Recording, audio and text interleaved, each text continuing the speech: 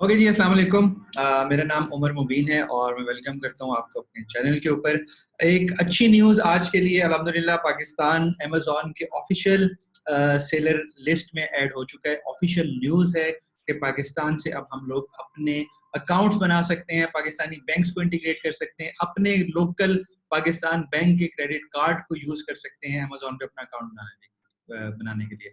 इससे पहले हम मोहताज थे, हमें बाहर का कोई बंदा चाहिए था या हम वहाँ पे जाके अपनी कंपनी रजिस्टर करते थे इन तमाम चीज़ों के लिए। बट अब हम इन तमाम चीज़ों को पाकिस्तान से बैठ के ऑपरेट कर सकते हैं, अपने अकाउंट बना सकते हैं, अपने पाकिस्तान की आइडेंटिटी ज़ाहिर करके, पाकिस्तान की लोकेशन ज़ाहिर करके। कोई वीपीएन लेने की ज़रूरत नहीं है, कोई बाहर का अकाउंट या बाहर किसी को कहने के लिए या मैं आपको थोड़े पैसे दे दूँगा, अपना क्रेडिट कार्ड आप मुझे यूज़ करने दो, उन सब चीज़ों की ज़रूरत नहीं है। अब ये तमाम चीज़ें आप पाकिस्तान से बैठ के कर सकते हो।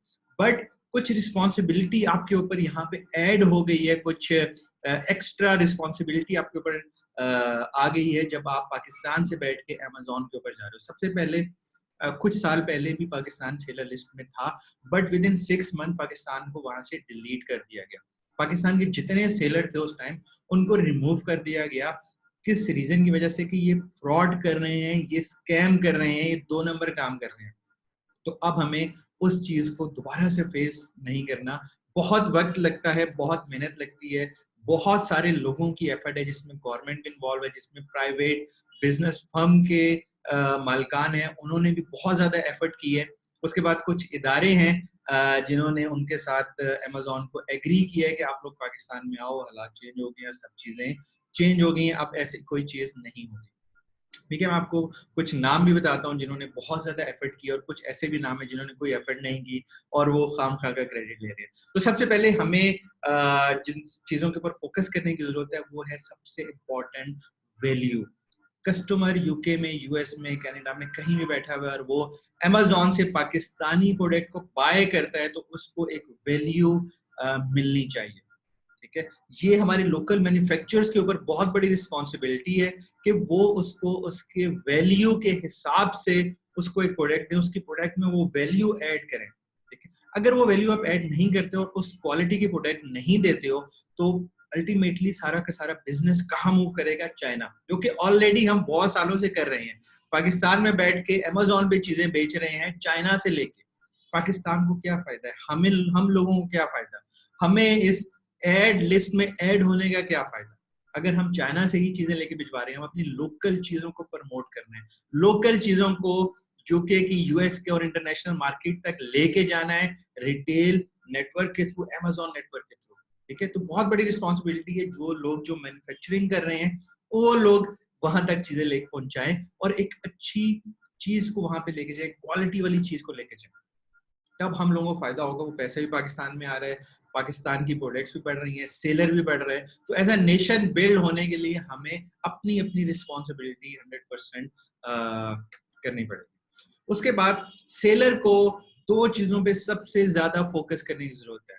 ठीक है, सबसे पहली चीज अच्छी product, good quality product, great product. Second चीज है आपका कस्टमर सपोर्ट, जो कि बहुत ज्यादा इंपॉर्टेंट है। अमेज़न के ऊपर एक टर्म है customer is king. Jeff Bezos से एक इंटरव्यू में पूछा गया कि अमेज़न को इतना बड़ा होने की रीजन क्या है, वजह क्या है कि आपका बिजनेस इतना ग्रो कर रहा है? तो उसने बोला, मैं फर्स्ट डे से इस पॉलिसी के ऊपर काम कर रहा हूँ कि माय कस्टमर इज किंग। ठीक है, कस्टमर को एक बादशाह जैसी हैसियत अमेज़न देता है। वो, उसको कोई कंप्लेन आ रही है वो मैसेज करता है। ठीक है, वो पाकिस्तान में क्या होता है कि आप किसी वेबसाइट से मसला आ रहा है, प्रॉब्लम आ रही है, आप 10 मैसेज करते हो तो 2 दिन बाद उनका एक रिप्लाई आता है। अमेज़न पे आप किसी भी यूके यूएस से आप प्रोडक्ट बाय करो, आपको प्रॉब्लम आता है, आप एक मैसेज करते हो, वो 10 मैसेज आपको करते हैं। आपको रिफंड कर दिया, बार बार आपसे पूछेंगे आपको पैसे मिल गए हैं, आपको रिफंड हो चुका है, आपका क्लेम पूरा हो चुका है। ठीक है, हम अपोलोजाइज करते हैं, हम आपसे सॉरी कर रहे हैं, आज के बाद ऐसे गलती नहीं होगी। बट पाकिस्तान में क्या होता है कि कस्टमर गालियां भी दे रहे हैं, कस्टमर मिन्नतें भी कर रहे हैं कि मुझे गलत चीज आ गई है, मुझे अभी तक ऑर्डर नहीं मिला, मैंने एडवांस पे कर दिया, मुझे आपकी तरफ से रिस्पॉन्स भी नहीं आ रहा, ऑर्डर कंफर्म भी नहीं हो रहा। तो बराए मेहरबानी इन सब चीजों को अमेज़न पे जाके रिपीट करने की जरूरत नहीं है। अमेज़न पे आपको अच्छी कस्टमर सपोर्ट देनी पड़ेगी अगर आप वहां पे कामयाब होना चाहते हो। सेकेंडली, अच्छी प्रोडक्ट्स को लेके जाना पड़ेगा, अच्छी प्रोडक्ट के ऊपर काम करना पड़ेगा।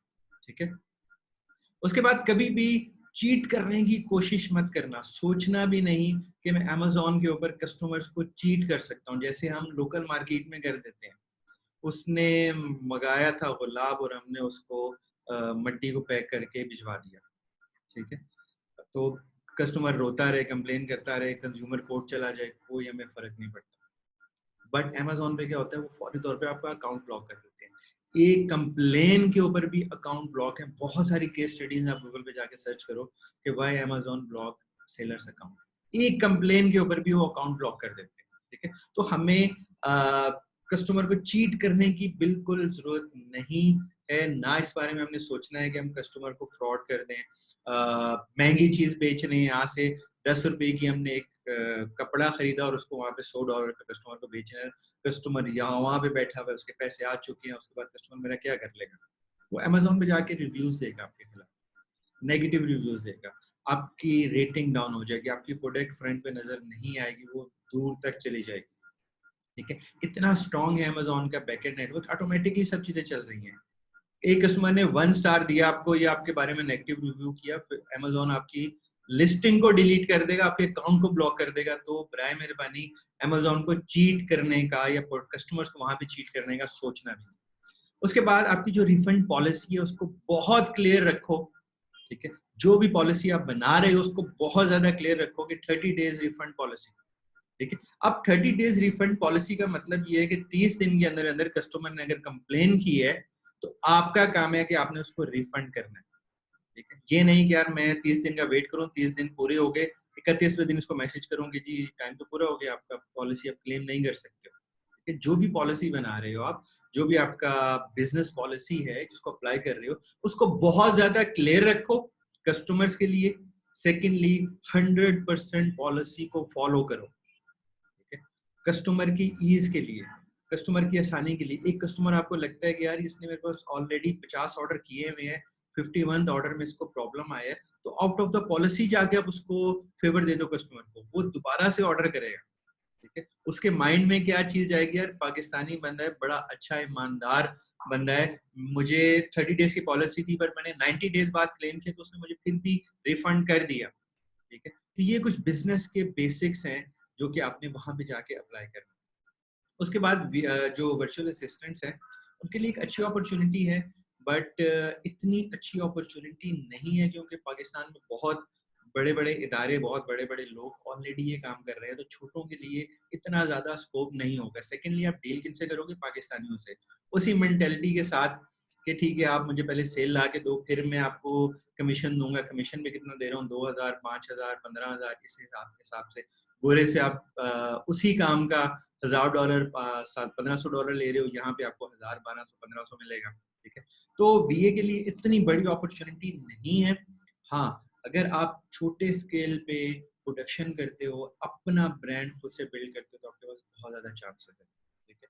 बट कुछ चीज़ों को आपने, जैसे मैंने ऊपर वैल्यू, आपकी क्वालिटी, आपकी कस्टमर सपोर्ट, इनको फॉलो करें तो 100% आपका बिज़नेस चलेगा। और सबसे ज़्यादा इम्पोर्टेंट चीज़ कि अपना पैसा आप यूएस के बैंक में नहीं रखो, ठीक है? या बाहर पैसा नहीं रखो, उसको फौरी तौर पे पाकिस्तान मूव करो, ताकि इकोनॉमी में हम लोगों को फ़ायदा हो, पाकिस्तानियों को फ़ायदा हो, हुकूमत को फ़ायदा हो, एज़ अ नेशन हम लोगों को फ़ायदा हो, ठीक है? तो पैसे को फौरी तौर पे वापस लेके, और कुछ चीज़ें याद रखना, ऑलवेज़ पे योर टैक्स, ठीक है? कभी भी टैक्स चोरी मत करना।